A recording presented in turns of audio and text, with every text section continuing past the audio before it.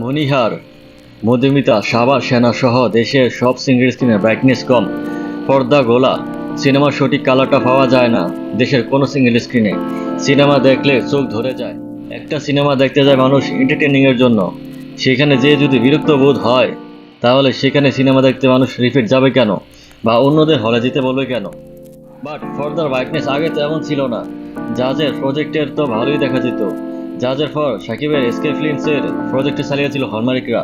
এখন কার প্রজেক্টর চালায় সেটা সঠিক জানা নেই।